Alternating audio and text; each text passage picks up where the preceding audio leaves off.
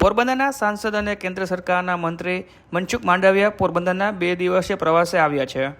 પોરબંદરમાં નવનિર્મિત મેડિકલ કોલેજની મુલાકાતે આજે આવ્યા હતા અને ત્યાં વિકસિત ભારતની થીમ ઉપર ભારત યુવા કનેક્ટ એક કાર્યક્રમ યોજાયો હતો. ત્યાં તેમની વિશેષ ઉપસ્થિતિ રહી હતી.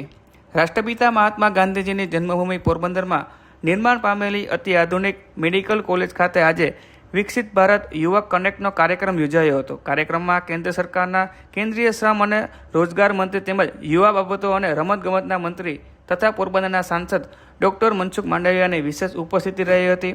કાર્યક્રમ દરમિયાન વિદ્યાર્થીઓએ વિકસિત ભારતના નિર્માણ માટે પોતાના વિચારો અને સૂચનો રજૂ કર્યા હતા.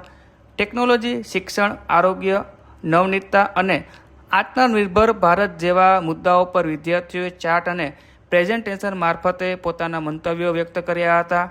વિદ્યાર્થીઓ સાથે સંવાદ કરતા ડૉક્ટર મનસુખ માંડવિયાએ જણાવ્યું હતું કે વિકસિત ભારતના સપનાને સાકાર કરવા યુવાનોની ભૂમિકા સૌથી મહત્વની છે.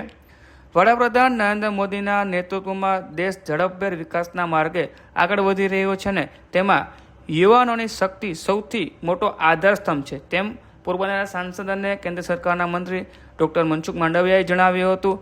પોરબંદરના વનાળા ખાતે GMRCG મેડિકલ કોલેજ છે ત્યાં કાર્યક્રમ યોજાયો હતો.